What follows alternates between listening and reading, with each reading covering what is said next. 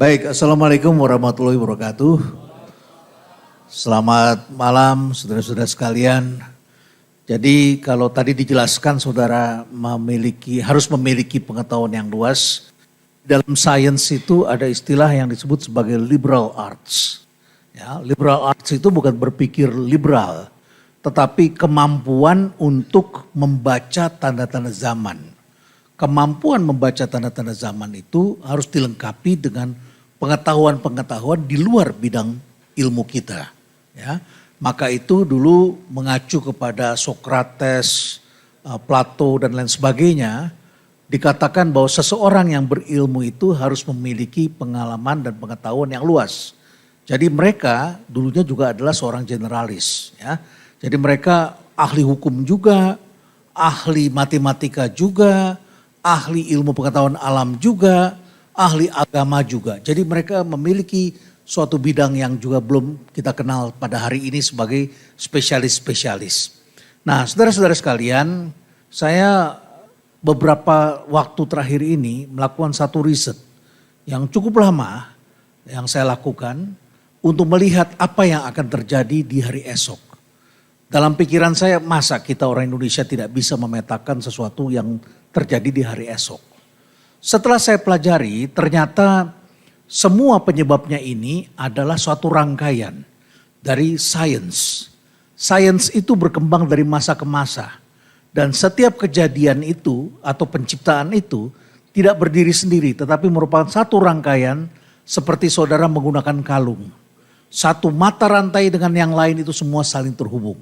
Sehingga apapun temuan manusia pada hari ini, usaha manusia pada hari ini merupakan rangkaian dari apa yang dilakukan oleh para pendahulu kita di masa-masa yang lalu.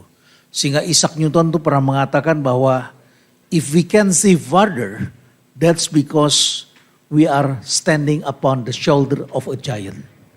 Jadi kalau kita bisa melihat jauh ke depan, itu adalah karena kita berada di atas pundaknya raksasa. Dan raksasa itu adalah ilmu pengetahuan. Jadi pengetahuan itu dikembangkan dari masa ke masa, dari waktu ke waktu dan semuanya saling kait-mengkait. Nah, riset yang saya lakukan itu kemudian nanti akan kami bukukan dan akhirnya saya kebingungan sendiri. Ini mau dikasih judul apa ini ke depan? Akhirnya saya berikan judul The Story for Tomorrow. Story yang akan dihadapi oleh kaum muda. Situasi yang akan dihadapi oleh orang-orang muda yang merupakan kumpulan cerita dari apa yang akan terjadi di hari esok. Dan kalau saya lihat saudara-saudara yang usianya sekarang sudah 45, 50 begitu ya. Nah saudara-saudara, saudara akan berbenturan dengan anak-anak muda yang usianya sekitar 20-an pada hari ini. Pasti saudara berbenturan.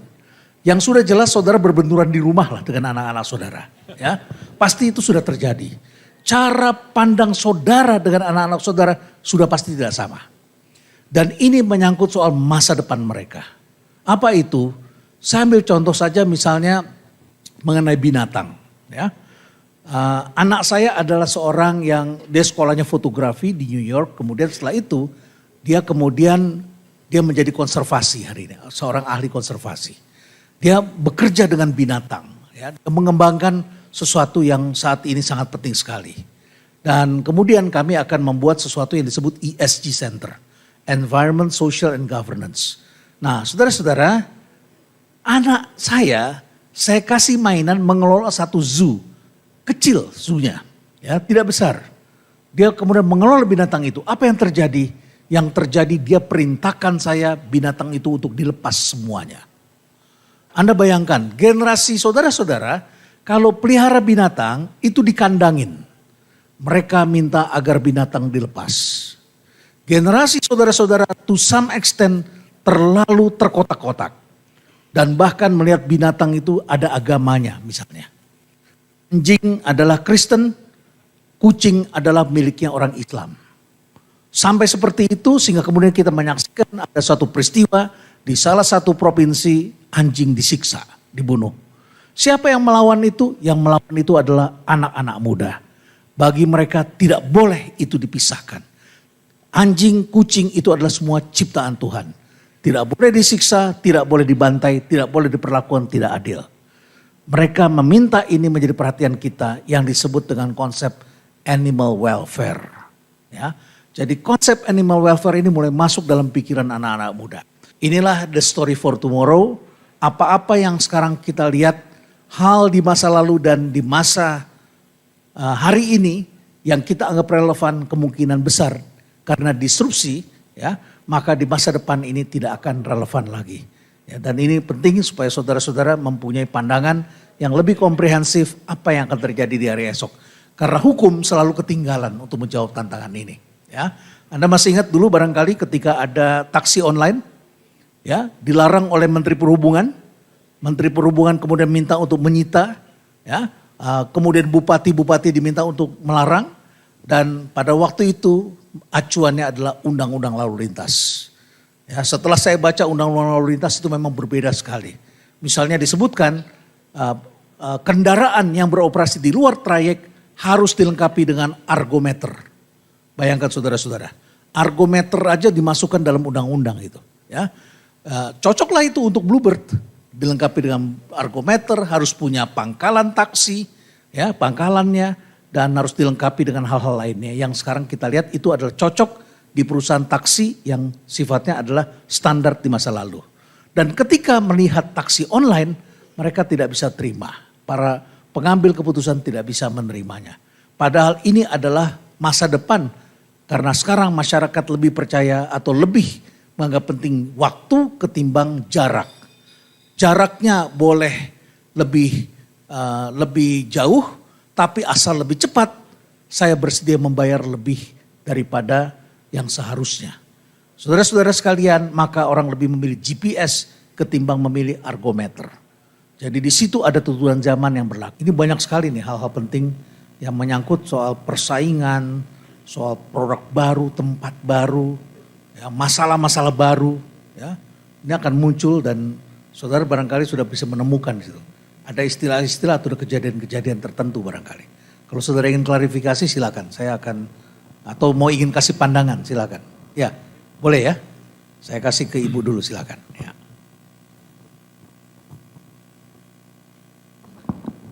Baik. Izin Prof dan Pak Kapus, saya tadi datang ketika videonya baru dimulai. Saya agak tergelitik dengan video yang tadi. Di awal Prof tadi menjelaskan tentang kenaikan populasi menyebabkan permasalahan.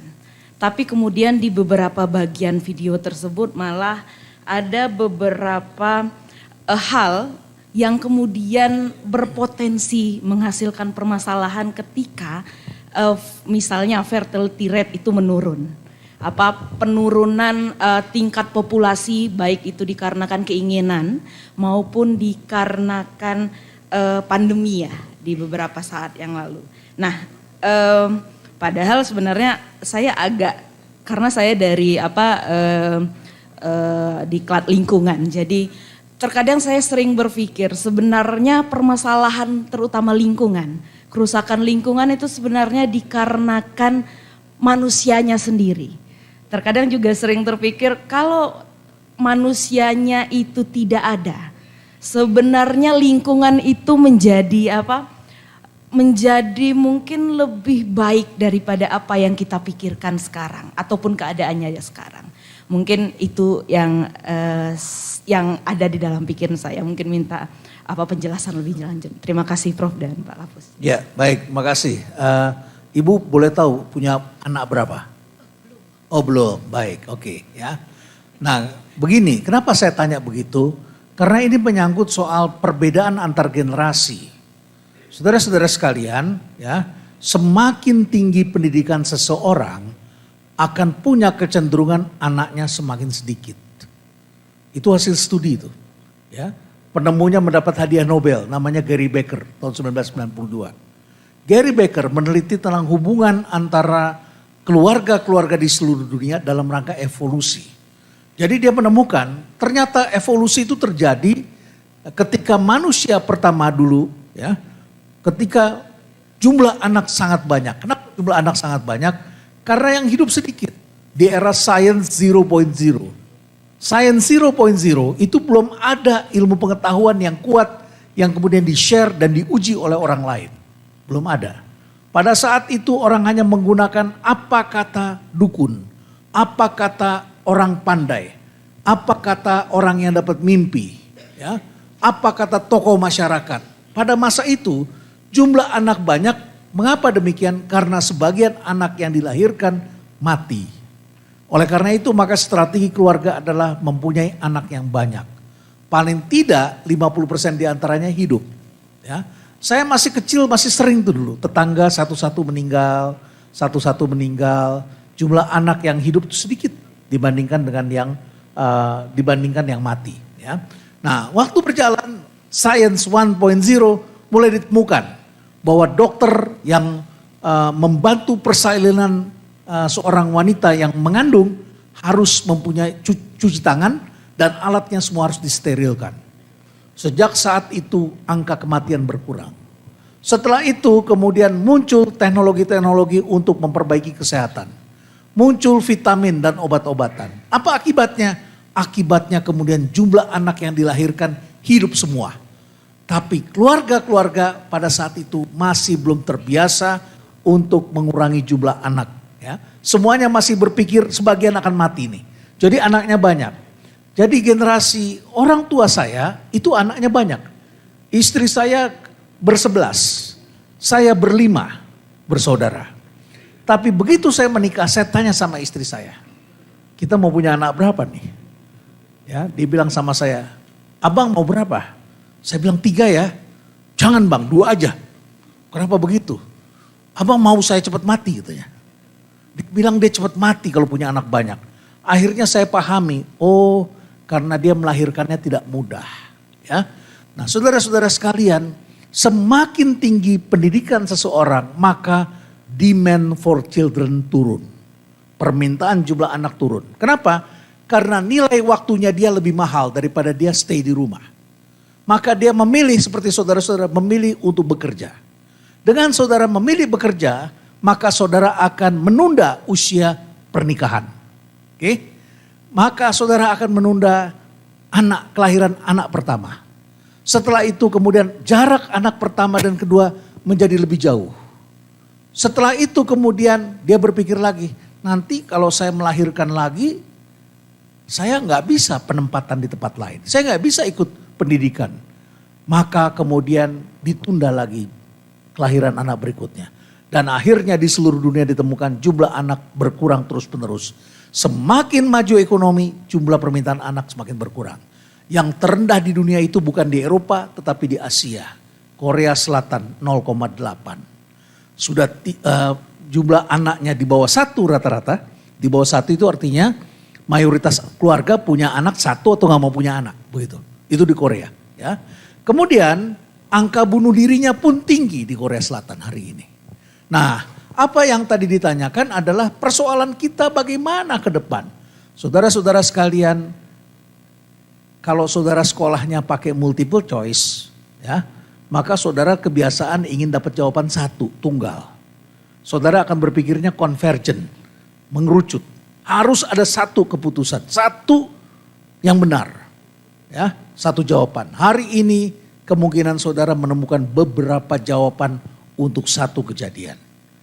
Dunia ini mengalami 2 peristiwa sekaligus. Yang pertama itu adalah jumlah penduduk meledak karena angkanya sudah 8 miliar. Setiap tahun nambah 100 juta orang di muka bumi ini. Ya. Nah, saudara-saudara, tapi di sejumlah negara industri populasinya menurun. Saya perhatikan sekarang tidak hanya di Jakarta, ya. Kalau di Jakarta itu yang terendah di Jakarta Barat 1,7. Ya. Jakarta Pusat 1,8. Bali sudah 1,8. Jadi di Bali itu kalau saudara cari anak ya yang namanya ketut, anak kecil namanya ketut itu sudah sangat susah sekarang. Ya. Kemudian di Bandung itu sudah di bawah 2. Ya.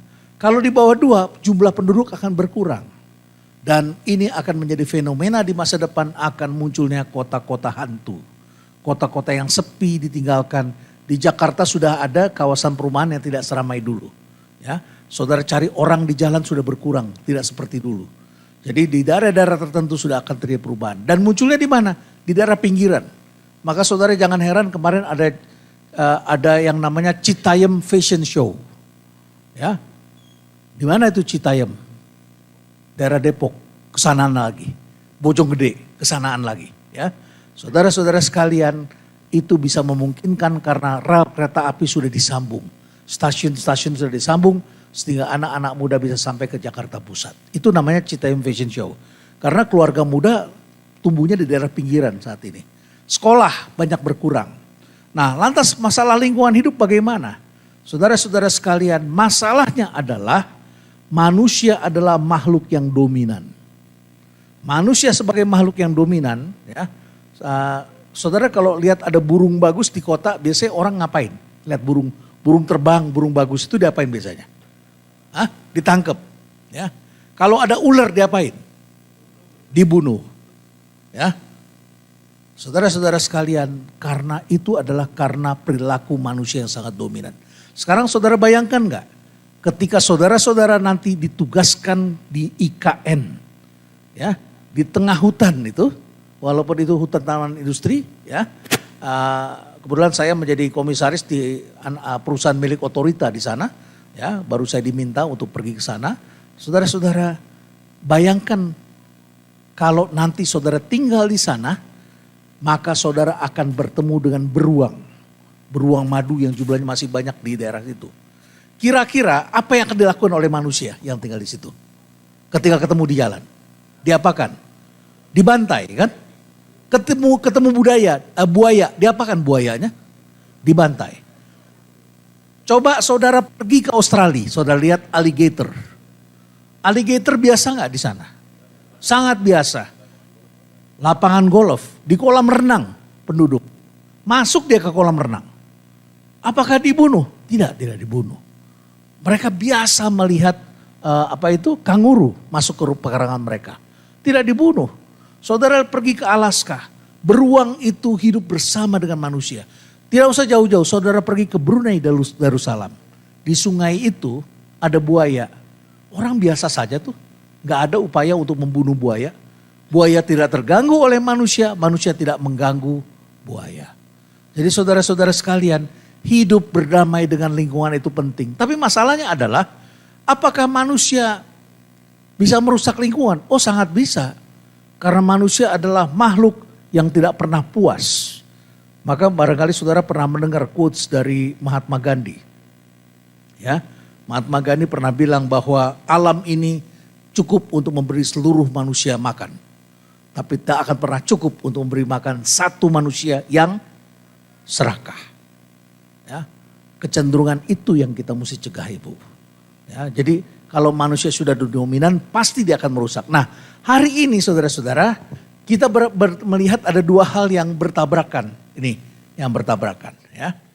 Saya tunjukkan pada Anda. Ini tadi ledakan penduduk ya, populasi ini angkanya naik seperti ini. Kemudian fertility rate atau tingkat kesuburan turun. Tingkat kesuburan itu bukan biologis, tapi lebih dipengaruhi oleh pikiran ekonomi. Ya, karena mereka beranggapan bahwa biaya untuk melahirkan anak itu mahal. Bukan biayanya sebetulnya, tetapi pengorbanannya semakin besar untuk punya anak di kota-kota besar. Oke. Kemudian berikutnya, ini pertarungan antara GMO dengan ini, organic atau natural food. Coba berapa di antara saudara yang pernah makan GMO? Angkat tangan deh. Tahu GMO enggak? Makanan hasil rekayasa genetika. Angkat tangan. Coba yang pernah makan. Yang belum pernah makan. Yang belum pernah makan. Angkat tangan. Yang belum pernah makan. Makanan produk dari tanaman yang hasil rekayasa genetik. Angkat tangan. Yang tidak tahu, angkat tangan. Ya, saya pikir benar, banyak kan tidak tahu. Saya beli alpukat. Karena sering saya tanya beli alpukat di mana di Google. Sekarang setiap kali saya buka video di YouTube, setiap kali saya buka Google, itu ada tawaran alpukat tanpa biji. Menurut saudara itu hasil rekayasa genetika bukan? That's it. Ya. Menurut saudara beras yang saudara makan itu adalah rekayasa genetika bukan? Yes. Ya. Karena dengan suhu bumi sudah naik 1,5 derajat hari ini, kita perlu tanaman padi yang kuat melawan hama. Masih ingat dulu zaman Pak Harto ada hama wereng dulu. Ya, wereng. Itu padinya nggak sanggup melawan wereng. Ya, werengnya makan, enak sekali. Tapi kali ini dibikin bibit padi, ya, sedemikian rupa yang tangguh menghadapi alam. Demikian pula para ahli sekarang sedang mencoba mengembangkan genetika buatan supaya anak-anak saudara tangguh menghadapi perubahan iklim. Itu sedang dilakukan upaya-upaya risetnya. Saudara-saudara sekalian, dulu kita makan pisang, waktu saudara masih kecil pasti, makan pisang hampir semua pisang itu ada bijinya. Hari ini sering gak saudara ketemu pisang yang ada bijinya? Jarang. Semangka. Waktu masih kecil banyak bijinya. Hari ini semangka ada bijinya gak? Mostly tidak ada kan? Sedikit sekali. Saudara-saudara sekalian, di Asia salah satu tingkat kematian yang tinggi penyebabnya adalah anak-anaknya kurang vitamin A. Kalau kurang vitamin A, maka anak-anak itu mengalami kebutaan. Di Pakistan itu angka buta, orang yang buta tinggi, anak-anak buta tinggi, Bangladesh tinggi, Nigeria tinggi, ya, di beberapa negara Asia itu tinggi sekali.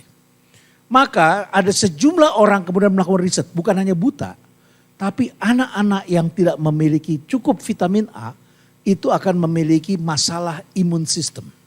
Jadi nanti imunitasnya rendah. Ya. Nah maka kemudian sejumlah ahli bertemu di Filipina dan akhirnya mereka melakukan riset dan menemukanlah yang disebut sebagai golden rice. Beras tapi warnanya agak kuning. Mau tahu kenapa warnanya agak kuning? Karena sudah direkayasa dengan menggunakan jagung. Ya. Dan beras itu mengandung beta karoten yang sangat tinggi. Sangat tinggi beta karotennya. Dan itu cukup untuk melawan hama dan lain sebagainya. Dibikin besar-besaran di Filipina dan kelak akan diekspor ke beberapa negara bibitnya. Dan bahkan penemunya menggratiskan risetnya. Jadi tidak dijadikan hak paten. Semua orang bisa pakai itu. Apa yang terjadi saudara-saudara? Tak lama kemudian, ini saudara bisa googling, bisa cari videonya. Kemudian dirusak oleh anak-anak muda Greenpeace. Ya, Greenpeace datang rusak, hancurin semuanya. Kenapa? Mereka adalah kelompok anak-anak muda yang anti GMO. Karena GMO itu dianggap merusak lingkungan, GMO itu dianggapnya menghancurkan biodiversity dan membuat akhirnya kita ketergantungan pada perusahaan. Ya, makanya di sejumlah negara sekarang mulai dibikin namanya seed bank. Bank benih. Dan untuk bisa bertahan maka benih itu harus disimpan sekitar 20 derajat, minus 20 derajat Celcius. Saya bawa pulang biji bunga matahari. Saya punya warna-warni, ada yang warnanya merah, ada yang warnanya hitam. Waktu pertama kali ditanam senang saya. Saya punya di taman saya ada bunga matahari merah, hitam, kuning, yang jumbo saya punya. Tapi setelah itu di musim hujan bijinya saya simpan. Ya, karena di musim hujan kalau ditanam itu jelek, dia perlu matahari yang terik. Nah, setelah saya simpan, begitu masa mulai masuk musim panas, saya tanam, mati dia. Kenapa mati? Karena dia nggak kuat, disimpan lama-lama, lembab. Jadi harus disimpan dengan teknik tertentu. Tapi ini juga produk GMO, makanya bisa berwarna-warni. Disesuaikan, dibikin itu. Ya. Nah saudara-saudara sekalian, hari ini kita menyaksikan GMO itu sudah memasuki seluruh kehidupan kita. Ya, saudara lihat sayuran-sayuran, biji-bijian yang saudara makan itu mayoritas adalah hasil rekayasa genetika. Ya. Dan kemudian kenapa kelompok Greenpeace itu menentang? Jawabannya simpel saja. Karena konon kabarnya menurut berita yang saya baca ya, disebutkan bahwa mereka adalah orang-orang yang disponsori oleh organic farm. Ya. Jadi mereka sangat dekat dengan produsen produk-produk organik dan produk-produk yang sifatnya adalah natural. Oke? Nah, saudara-saudara, riset dibutuhkan untuk menghasilkan inovasi, tapi ketika inovasi dilakukan, ini bisa bertentangan dengan masyarakat. Oke? Ini contoh bagaimana ini berhadapan dan bisa berbeda. Science. Masih ingat saudara SMA dipisahkan antara IPA dengan IPS? Ya, ya kan? Kita IPA dan IPS dipisahkan kan? Saudara-saudara, hari ini science dan fiction itu menjadi penentu lahirnya science. Hampir semua komik-komik, film-film yang kita saksikan 20, 30, 40 tahun yang lalu, bahkan yang seabad yang lalu dibuat orang, hari ini itu menjadi science. Jadi sebetulnya pendidikan kita pun tidak boleh menghadap-hadapi ini. Science dan fiction harus digabung. Bahkan Einstein pernah mengatakan, ya, imagination is more important than knowledge. Kalau saudara tidak punya imajinasi, maka tidak akan bisa menemukan knowledge. Jadi untuk menemukan science diperlukan orang-orang yang kaya imajinasi. Ya, bagaimana membuat pesawat luar angkasa, manusia akan pindah tinggal di sana. Hari ini tuh diusahakan begitu. Ya, manusia mencari hal-hal yang dulu dianggapnya itu adalah sebagai fiksi. Ya. Jadi ini tidak boleh dipisahkan. Kemudian ini, kita lihat Amerika sangat berkuasa dengan superpowernya. Namanya apa? Hard power. Perang itu menggunakan alat. Sekarang saudara-saudara, kekuatan itu namanya soft power. Soft power itu apa? Kekuatan atraksi. Ya, atraksi. Jadi saudara tidak perlu diancam pakai senjata, pakai aja BTS, anak saudara sudah langsung pergi ke McDonald, beli McDonald. Orang tidak perlu diancam-ancam, ditakuti untuk membeli sesuatu. Ya, tapi dipakai BTS aja orang udah nurut. Saudara menghina BTS, besoknya akun saudara diserang habis oleh arminya mereka. Ya, beberapa selebriti udah lakukan itu, celaka mereka. Ya, wah fanatik sekali. Ini yang disebut dengan soft power. Soft power itu sekarang berpindah. Kalau dulu yang punya cuma satu, namanya Hollywood. Hollywood itu soft power. Makanya Amerika kalah di Vietnam, tapi menang di film Rambo. Ya kan? Di Vietnam kan dia kalah. Ya. Apalagi kalau saudara pergi ke sana, saudara lihat, oh pantas dia kalah. Orang Vietnam badannya kecil, masuk ke dalam lubang-lubang gitu. Ya. Dan itu lubang tikusnya sampai puluhan kilometer, ratusan kilometer. Dan itu badannya kecil-kecil masuk ke bawah. Orang Amerika mana bisa masuk ke lubang itu. Ya. Dan mereka itu adalah hidupnya, maka mereka bertarung di situ. Jadi Amerika akhirnya bikin film Rambo itu untuk menunjukkan pada dunia bahwa dia menang. Inggris untuk menang bagaimana? Sekutu bagaimana untuk menang? Maka mereka bikin film James Bond. Ya, James Bond kan produknya perang dingin. Untuk menunjukkan bahwa Barat selalu menang. Kan begitu. Ya. Nah saudara-saudara, ini berhadapan-hadapan antara hard power dan soft power. Sekarang perang, banyak bangsa yang rakyatnya sudah sejahtera gak mau perang juga. Ya. Saudara lihat Amerika cuma kirim senjata ke Ukraine. Kirim senjata-senjata, orangnya gak dikirim. Kenapa? Karena penduduknya semakin berkurang, orang muda semakin sedikit, rata-rata dibesarkan oleh single parent. Kemudian anak-anaknya itu sudah gak kuat untuk perang. Mereka rata-rata udah biasa dengan kesenangan. Okay? Dan orang Rusia saja juga gak mau perang. Saudara apa gak lihat itu ada 30.000 orang Rusia di Bali hari ini. 30.000 itu ya, bersama dengan orang Ukraine di Bali. Itu ada 30 ribuan. Mereka gak mau pulang. Ya, jadi semakin sejahtera suatu bangsa, mereka gak punya tentara. Dan perangnya pakai apa? Pakai teknologi. Perangnya pakai apa? Pakai film. Perangnya pakai apa? Pakai TikTok. Nah itu Amerika makanya ingin menghapus TikTok. Karena TikTok itu sangat menggoda anak-anak muda di Amerika. Donald Trump pernah kampanye, ketika dia hadir, itu nggak ada ibu-ibu yang hadir. Sepi sekali lapangannya. Kenapa begitu? Karena ibu-ibu sedang ikut lomba dansa yang dibikin oleh TikTok. Ya, jadi rupanya itu lebih membuat orang lebih patuh ketimbang menggunakan senjata hard power. Ini berhadapan. Ini, waduh, ada anak muda tiba-tiba mengkritik saya. Renald Kasali pengkhianat, tidak berani bersikap. Ya.